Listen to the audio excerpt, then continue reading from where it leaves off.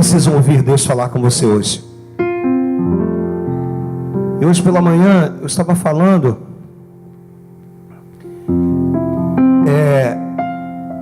justamente sobre a nossa preocupação, não que não deva existir, com a nossa família, irmãos. Pelo amor de Deus, o Senhor deu sabedoria. Mas existem momentos, na grande maioria das horas, dos dias, quem cuida de tudo é Deus, gente. Você confia no Senhor, porque quando você vai trabalhar, que seus filhos precisam ficar, talvez com uma pessoa só, quem cuida da tua casa, irmãos? Quem cuida da tua família? O Senhor. E minha irmã me lembrou que quando minha mãe descobriu que estava com câncer, a maior preocupação dela era com o caçula, que sou eu. Porque os outros já estavam mais crescidos, e ela tinha uma preocupação com o caçula. Mas ainda assim, Papai do Céu decidiu levá-la. Eu lembro que minha mãe escreveu uma carta, e essa carta nós localizamos dentro da Bíblia dela. No dia seguinte do sepultamento, nós localizamos dentro da Bíblia dela. E naquela carta que ela escreveu para o Senhor, os pedidos dela, do início ao fim, era para a minha vida. Não que os outros não fossem importantes, de maneira nenhuma, todos eram importantes, mas a preocupação dela era comigo. E ela escreveu uma carta para que Deus me desse um bom emprego, para que Deus me desse um bom casamento, sabe? Ela não está aqui para ver, mas Deus honrou aquela carta. Eu começo a pregar e a partir de agora estou ministrando para você. Um dia pela manhã minha esposa saiu de casa mais cedo, e aí eu acordei e estava me preparando para ir para a rádio. Fui tomar banho, e de repente a menorzinha acordou chorando, chamando pelo pai, pela mãe. Só que eu estava debaixo do chuveiro. Ainda que eu quisesse abrir a porta correndo, levaria um tempo, e eu precisava acalmar o coração dela. E quando eu me pronunciei, eu virei para ela e disse, vamos lá, com um pouco mais de fé, para acalmar o coração dela. Eu pensei, eu preciso tentar deixá-la calma. E aí eu disse, eu estou aqui. E eu lembro que ela ficou na porta do banheiro, aguardando a porta se abrir. Mas é tão bom quando você observa o cuidado de Deus, o amor de Deus, o carinho, que não olha para os seus erros, que não olha para os seus defeitos, mas que olha para dentro de nós e percebe quando estamos com medo. Quem nunca sentiu medo, irmãos? Em um momento da sua vida, quem nunca teve medo? Quem nunca se sentiu só? Mas nós vamos observar que você não pode fazer parte do ambiente do medo. Porque o nosso Deus, Ele é Deus de ambiente. O Senhor cria o Éden e coloca o homem no ambiente. Manda Noé construir uma arca, porque Ele queria com Noé e a sua família ter um ambiente. Manda Moisés construir o tabernáculo, porque Ele é Deus de ambiente.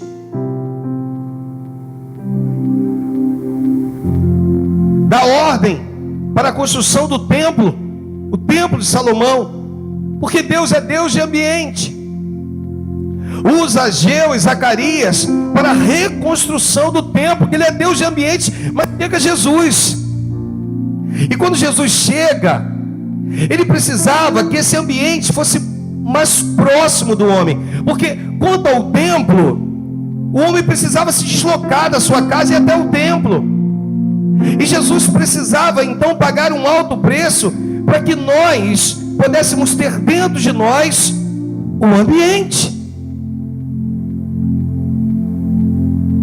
E aí o apóstolo Paulo vai dizer que vós sois templo do Espírito Santo de Deus, ambiente. Nós vamos observar que Davi, ele não fazia parte do ambiente da opressão. Um gigante durante 40 dias estava lá afrontando o povo de Deus, mas Davi não fazia parte daquele ambiente, irmãos. Davi foi para levar alimento para os seus irmãos. Há uma necessidade de nós entendermos isso hoje. Eu não sei como é que está a tua vida, como é que tem sido seus dias, se maus ou bons. Mas uma coisa eu quero te dizer: no meio de dificuldades, situações difíceis, eu quero te mostrar que você pode criar um ambiente de adoração, um ambiente capaz de mudar a visão de quem está te olhando. Mas Deus entende quando estamos com medo. Pastor, Deus me entende quando eu estou com medo? Sim. Eu quero falar com você que está escondido, guardado. A Bíblia fala sobre aqueles profetas que foram guardados por Obadias, foram escondidos por Obadias.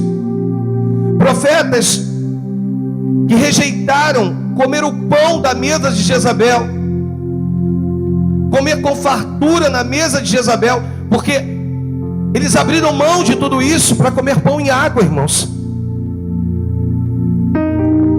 Eu vim aqui dizer para você que ainda existem profetas nessa terra, pessoas que foram separadas. Você lembra quando Elias faz aquela oração egoísta? Ele vira para Deus e diz: Senhor, tenho sido zeloso, mataram seus profetas, derribaram seus altares e eu fiquei só. Quando Deus fala com ele, o Senhor vira: que negócio é esse, Elias, que tu ficou só? Tem 7.000 que não se curvaram a Baal. Eu conservei 7.000 homens, fora mulheres e crianças. Eu vim aqui dizer para você que está vivendo um momento muito difícil na sua vida, que o Pai está dizendo para você, tema, está dizendo para você: estou aqui. Pastor, eu não estou compreendendo. Ele é o socorro bem presente em meio às tribulações. Não dormita e nem dorme o guarda de Israel. Ele te manda para a torre de vigia, como diz Abacuque no capítulo 2. Por-me-ei na minha torre de vigia, e verei o que o Senhor dirá, falará comigo. Deus está chamando homens e mulheres de Deus para a torre de vigia, para o lugar mais alto de um castelo, o lugar onde você vê amigos e inimigos chegando. As notícias boas vinham daquele que estava na torre de vigia. As notícias ruins vinham daquele que estava na torre de vigia. Mas hoje, aquele que habita no alto e sublime trono, acima da torre de vigia, está dizendo para você: calma, eu estou contigo. Você não está só. Algumas coisas Deus vira e diz: eu não permitirei que aconteça. Diga amém. Mas existem outras que Deus vira e diz: eu permitirei que aconteça. Por quê, pastor? Porque você precisa dessa experiência com Deus. Você precisa desse teu momento com Deus. E Ele está dizendo: eu não vou te poupar disso. Eu não vou te poupar da fornalha. Eu não vou te poupar da cova dos leões. Mas saiba que na fornalha tem um quarto homem, e na cova dos leões tem um anjo para fechar a boca dos leões. O que Deus hoje está te chamando é para que você seja alguém disposto a romper odres. Quantas pessoas estão à sua volta, estão com vinho velho? Quantas pessoas estão à sua volta? E o vinho, depois que ele fica velho, ele só serve para vinagre, irmãos. Existem pessoas sem gosto, sem sabor, aguada. Mas você é aquele que vai romper odres. Você é a pessoa que foi chamada para fazer a diferença na vida do teu irmão. De início ele vai te olhar meio assustado, ela vai ficar com medo. Você vai romper esse odre, vai derramar esse vinho velho, mas vai ajudar a ele e a ela a confeccionar um outro odre. E quando ele estiver pronto, você vai orar ao Senhor, e Deus vai derramar vinho novo sobre a vida do teu irmão e também sobre a tua vida. O que hoje nós estamos precisando entender é que Jesus servia a multidão, mas não parava nos pensamentos dela. Jesus ouvia a multidão, e isso é importante para você, mas não parava na opinião dela. Existem pessoas que estão insistindo em ser multidão, estão insistindo em se fartar comendo pão e peixe, e quando na verdade Deus te chamou para discípulo. O Senhor te chamou para ser sal e luz por onde quer que fores. Você precisa fazer a diferença. E no momento de dor, no momento de aflição, no momento de angústia, Deus está te assistindo. Pastor, Deus está me vendo, está te vendo. Eu tenho uma outra coisa aqui antes de nós lermos o texto. Eu coloquei aqui que ossos secos só tornam a viver, ou eles só tornam a viver senão por 3 motivos. Você vai olhar que nós não vamos ler esse texto em Ezequiel 37. E Deus pega Ezequiel e diz: Ezequiel, o que você está vendo? Aí Ezequiel vira e diz assim: Senhor, eu estou vendo muitos ossos. Eu já expliquei para a igreja que ali não era um cemitério. Era pior que um cemitério. Porque o cemitério não tem apenas ossos secos, mas tem corpo que ainda vai entrar em estado de decomposição. Então aquilo ali era pior que um cemitério. E ele pergunta: o que você está vendo? Senhor, eu estou vendo muitos ossos, e eles estão sequíssimos sobre a superfície da terra. E o Senhor vira para ele e pergunta: por acaso poderão reviver esses ossos, Ezequiel? E ele diz: Senhor, tu o sabes. Eu não sei, Senhor, mas tu sabe. É verdade, Ezequiel. Então, para que revivam alguns ossos que estejam mortos na sua vida, no seu casamento, na sua família, na sua parentela, no meio dos seus, no seu ministério, nós precisamos de 3 coisas hoje, irmãos. A primeira, e o primeiro item, dê-me toda a tua atenção, pouca movimentação na igreja, por favor. O primeiro item importantíssimo é um profeta. Toca na pessoa do teu lado e diga assim: Deus está contando com um profeta. E a pergunta é essa: esse profeta pode ser você? Pergunta para a pessoa do teu lado. Deus pode contar contigo? O Senhor vira para Ezequiel e diz: Ezequiel, profetiza. Vira para a pessoa do teu lado e diga assim: sabe o milagre que você está aguardando que aconteça?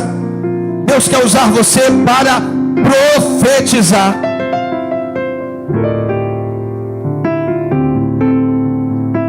O segundo item que precisa haver é um barulho de ossos se batendo contra ossos, irmãos. Nós queremos que o agir de Deus seja da nossa maneira, do nosso jeito. E Deus vira para nós e diz assim: não é do seu jeito, é do meu. Então começa a ter ouvidos espirituais. O primeiro, um profeta. Segundo, profeta com ouvidos espirituais. Ninguém está ouvindo nada, mas você está ouvindo. Ninguém está vendo nada, mas você está vendo. Ninguém acredita, mas você acredita. E você já ouve aí ossos se batendo contra ossos, porque à medida que ele profetizou, cada osso foi achando o seu lugar. Você está entendendo? Diga amém. Na vida do homem e da mulher de Deus, para que os ossos possam tornar a viver. Eu quero dizer para você que primeiro Deus precisa de um profeta. Em segundo lugar, Deus precisa movimentar a tua visão, a tua audição espiritual. Então, por favor, diga para a pessoa do teu lado: tenha ouvidos espirituais. E começa a escutar a partir de hoje, ossos se batendo contra ossos, porque Deus vai colocar tudo no seu devido lugar.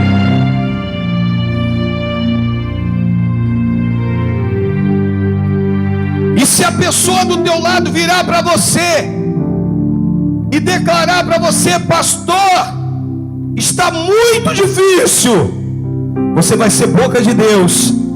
Você vai virar para ela e vai dizer: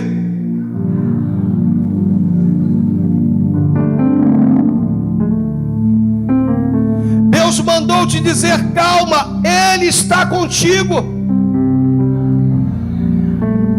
Você não está só nesse desemprego. Você não está só nesse momento difícil. Você não está só quando o teu marido saiu de casa e você já descobriu que ele tem uma outra pessoa. Não desista de Deus. Não desista do Senhor. Pois Ele hoje está dizendo para você: calma, eu estou contigo. O terceiro item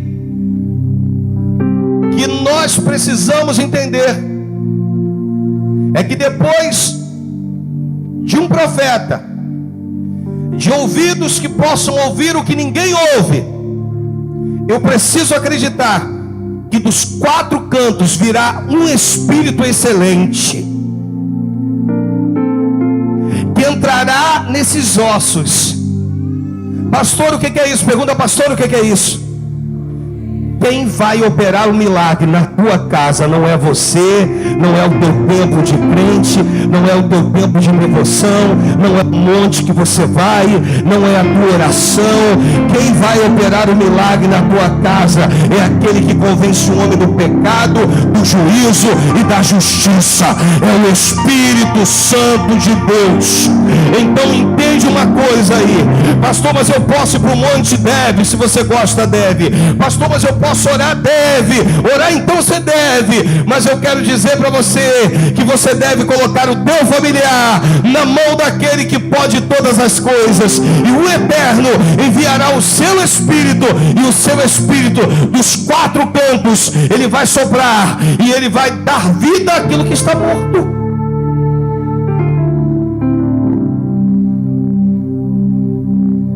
Mas no Evangelho de Mateus, no capítulo 14, no versículo 22, Evangelho de Mateus, capítulo 14, no versículo 22. Esse texto fala muito comigo, irmãos, muito ao meu coração. O texto diz assim: logo a seguir, compeliu, me ajuda, compeliu Jesus quem? Os, olha para o pastor, deixa eu pregar. Ele não compeliu a multidão. Vira para a pessoa do teu lado e diga assim: ele não compeliu a multidão. Vamos entender o que é compelir. Compelir é obrigar.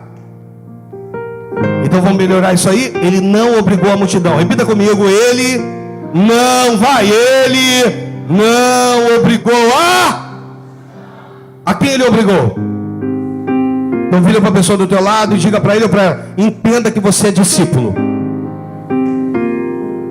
Olha para o pastor: vão existir momentos que Deus não vai te perguntar, Ele vai te obrigar. Pastor, eu não quero isso. Então seja multidão, tem pão e peixe para você. Você gosta de pão e peixe, você gosta de coisas leves, né? Você gosta de estar sentado e ser servido. Você não gosta de servir. Senta e seja servido. Agora, para você que é discípulo, e se você veio hoje aqui, Jesus está dizendo: com você a minha conversa é outra. Eu costumo dizer, irmãos, que há vários tipos de reuniões no eclesiástico, na eclesia, na igreja. Tem o pastor Alexandre, que é esse pastor que você está vendo aí. Você não faz parte do ministério. Aí tem o pastor Alexandre com os seus trabalhadores. E aí tem o pastor Alexandre, que é pastor de pastores.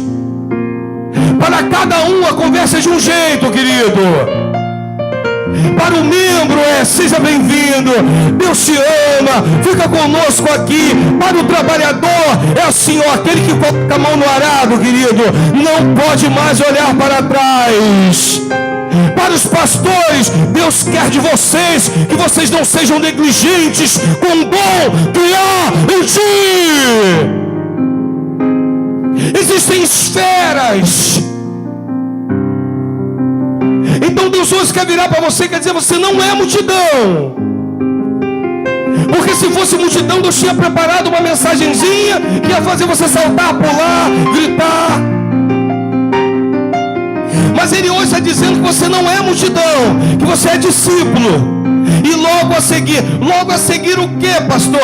Logo a seguir a multiplicação de pães e peixes, irmãos. Eu costumo dizer que na multiplicação, o milagre, ele acontece nas mãos dos discípulos. Jesus pergunta: o que tem, diz aí? Senhor, não tem nada, a não ser 5 pães e 2 peixinhos. Traz aqui para mim. Aí ele pega os 5 pães e 2 peixes e ora e apresenta a Deus. Presta atenção, irmãos. Antes eram 5 pães e 2 peixes. Quando Jesus toca, continuou sendo 5 pães e 2 peixes. Pastor, qual é a diferença? A diferença é que antes eram 5 pães e 2 peixes na mão de um menino levando para sua casa. E depois passou a 5 pães e 2 peixes abençoados por Jesus, irmãos. Aí Jesus manda os discípulos separar em número de 50, de 100, e aí entrega nas mãos dos discípulos. A multiplicação acontece nas mãos dos discípulos. Eu vim dizer que você é discípulo. Jesus vai dizer: obras maiores ainda farás. Não se espante com isso não. Eu tenho coisas grandes para entregar, para fazer através da tua vida. E não se preocupe, porque toda a honra e glória eu não vou dividir com ninguém. Não vai ser tua, não vai ser minha, não vai ser de ninguém. Quando dá certo, a honra e a glória pertencem ao Senhor Jesus. Então, depois de uma multiplicação, depois que todos estavam fartos, se você for olhar os textos anteriores, que nós não vamos, você vai observar o seguinte: sobraram 12 cestos de pães. Imagina os discípulos, irmãos, batendo papo. Ei, discípulo, presta atenção. Eles estavam conversando, dizendo: rapaz, que maravilha foi isso. Que bênção foi essa multiplicação. Rapaz, vamos sentar agora, que agora nós vamos comer. Aí tem sempre um que come mais que o outro. Você conhece alguém que come bem? Ah, rapaz, eu vou me empanturrar de peixe, de porco. O cheiro está agradável. Aí de repente Jesus vira e diz assim: ei, o que vocês vão fazer? Estou conjecturando. Senhor, nós vamos comer. Todo mundo já comeu, nós vamos, me ajudar, vamos comer. Aí Jesus: não, vem comigo. Vem, discípulo. Vem cá que eu quero trocar uma ideia com vocês.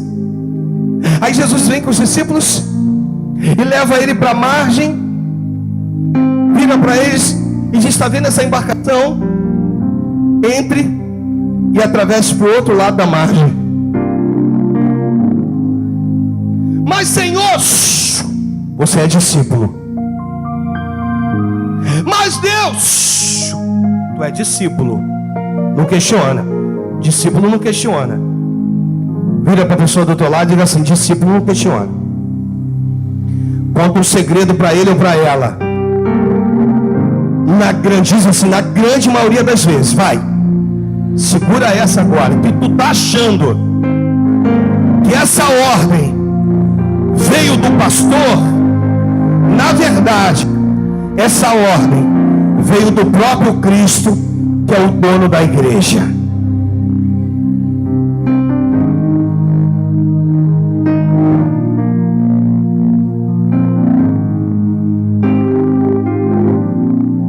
Passa para o outro lado. Aí os discípulos: Senhor, tudo bem.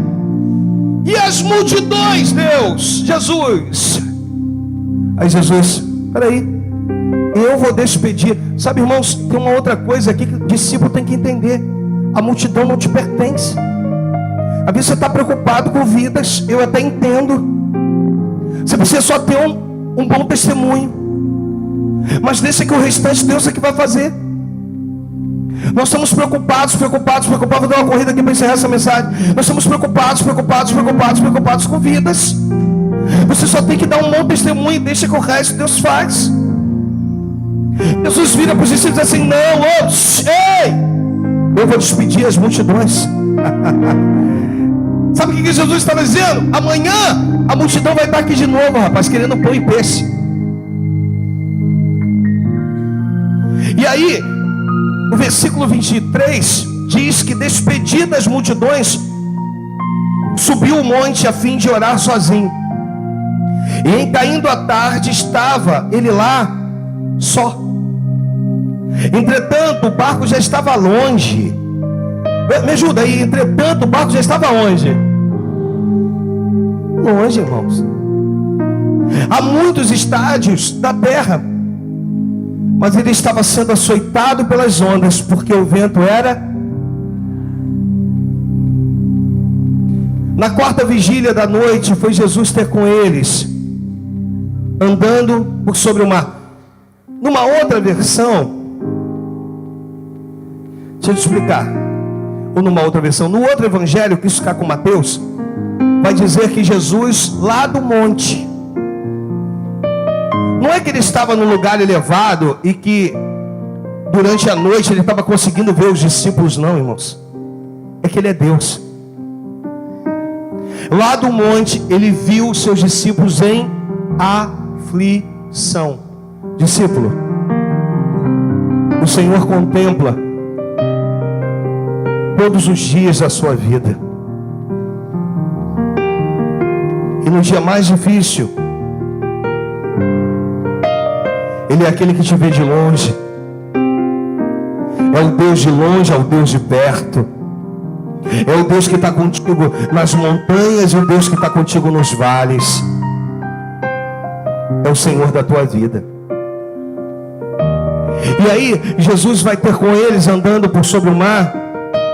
E os discípulos, ao verem-no, 26, andando sobre as águas, ficaram aterrados e exclamaram: é um fantasma. E tomados de quê? O que eles estavam tomados? De... Vira para a pessoa do teu lado e diga: Deus entende, discípulo, quando você está com medo.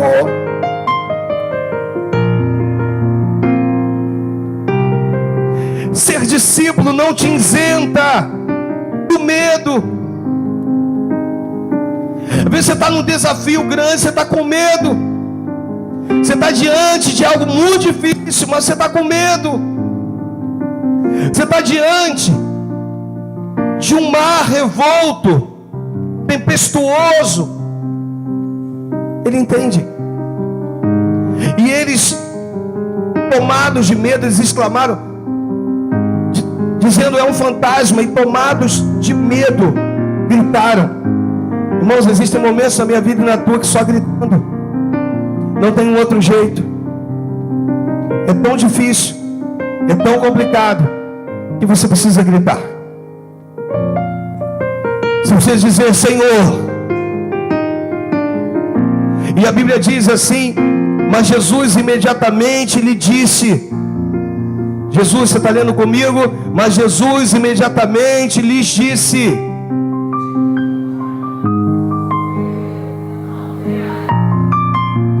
de bom ânimo, sou eu, não.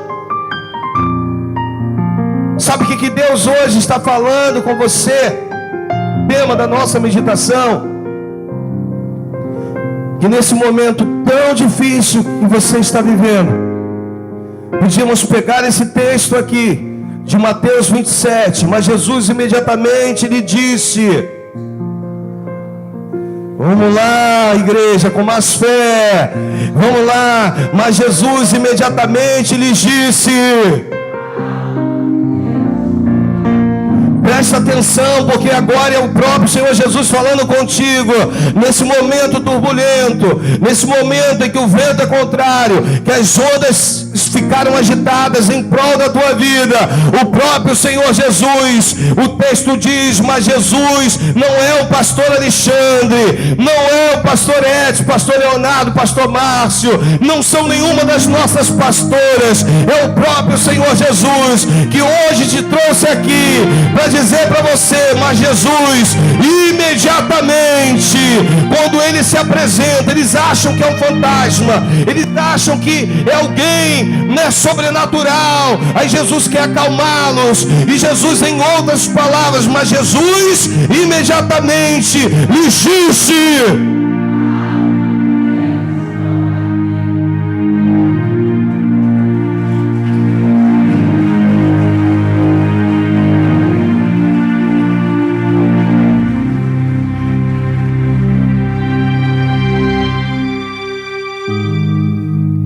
tem um segredo. O vento, presta atenção, continuou ao contrário. O mar revolto, mas a palavra já havia sido liberada. Tem de bom ânimo. De repente, você vai ouvir essa mensagem, você vai para sua casa e as coisas aparentemente vão continuar ainda da forma que estavam. Mas você vai sair daqui com uma convicção: a palavra já foi liberada. E palavra decretada é palavra selada. Então você vai precisar entender hoje que o vento continuou, as ondas continuaram agitadas. Aí Pedro: Senhor, se és tu, me permita ir ter contigo. Aí Jesus vira para Pedro e diz: Pedro, vem. Aí Pedro começa a caminhar, aí daqui a pouco começa a submergir. Jesus vira para ele e diz: homem de pequena fé. É certo que ele faz uma oração, e a oração de Pedro é a menor oração da Bíblia. Pedro, quando começa a afundar, e olha que era pescador, sabia nadar, ele diz: Senhor, socorre-me. E Jesus estende a mão para ele. Eu vim aqui te dizer que ele tem um propósito, que é para discípulos. Pastor, o propósito de Jesus era fazer com que Pedro andasse por sobre as águas? Lógico que não, irmãos. Isso era para ficar registrado. Mas o vento continuou ao contrário, as ondas estavam agitadas, sim. Mas se você observar, Jesus junto com Pedro entram dentro da embarcação. Quando Jesus entra dentro da embarcação, o vento se aquieta, o mar se acalma. Eu já disse para você que se você quiser ser multidão, tem pão e peixe. Se você quiser ser discípulo, vai ter vento contrário, tempestade, mar revolto. Mas só discípulo vê Cristo andando por sobre as águas, irmãos, e dizendo para você: calma, eu estou contigo.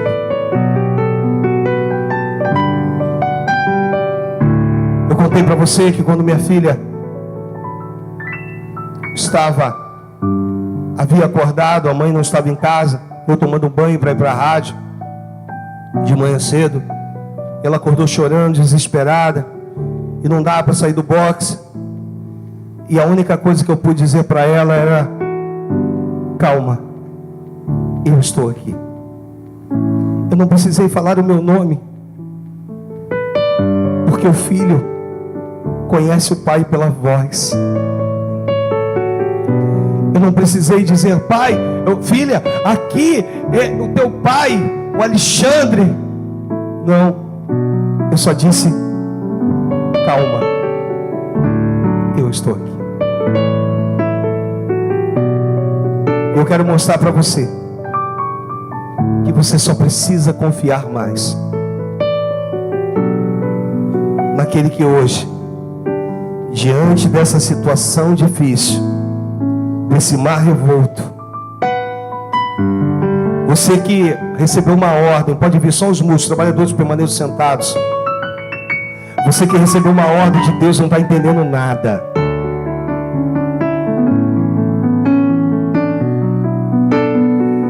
Eu virei hoje para uma pessoa e pude dar um abraço. Virei para ela e disse assim: olha, você é tão importante para mim, para essa igreja. Mas se eu pudesse mudar as palavras, eu diria para ela: você é discípulo.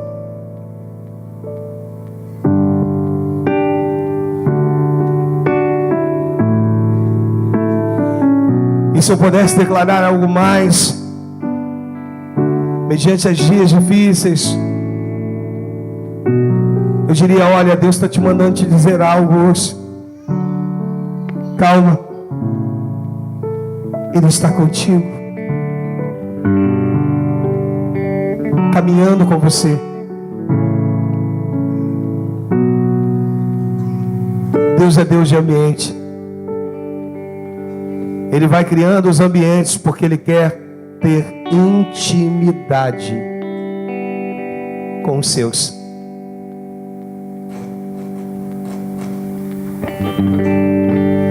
E naquele mesmo momento, a minha filha ficou na porta aguardando que eu abrisse. Jesus vai dizer: eu sou a porta. Quem entrar, entrará, sairá e achará pastagem. Eu tenho duas coisas para te dizer. Primeiro, você é ovelha. Vira para a pessoa do teu lado e diga assim: você não é a multidão, você é a ovelha. E revela para ela uma outra coisa: mas além de ovelha, você é discípulo.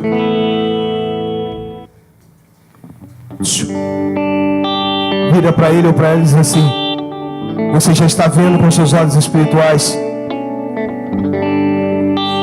Jesus está vindo.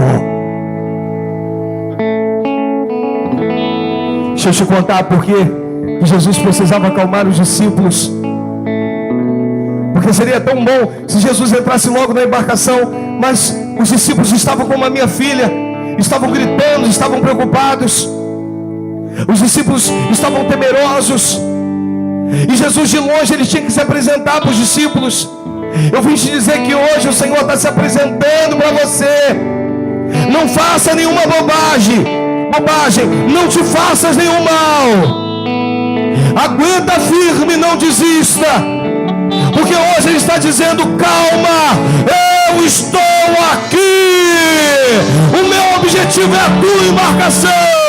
O meu objetivo são os seus planos, seus propósitos, seus sonhos. Você não está só. Deus manda te dizer que você não está só. E se você crê nisso, se coloque de pé no seu lugar em nome de Jesus.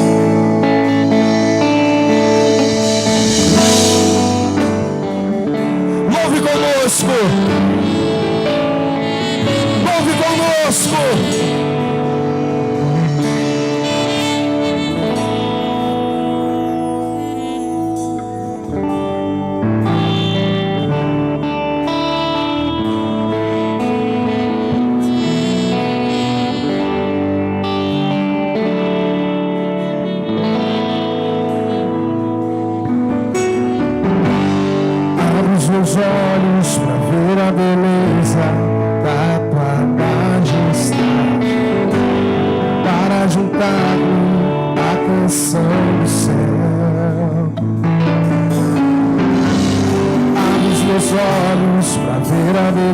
beleza da tua majestade, para juntar-me à canção do céu.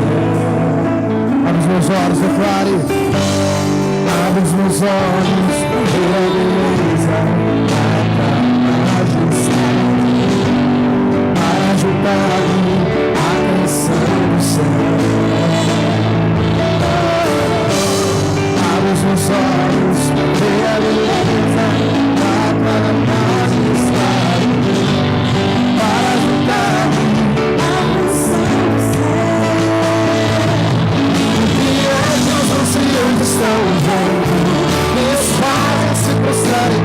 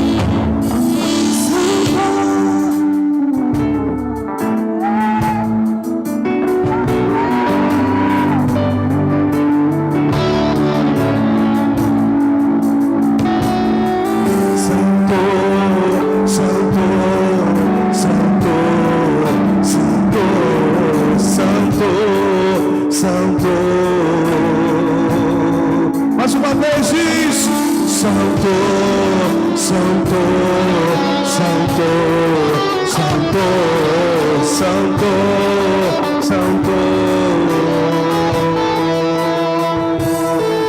Santo, Santo, Santo.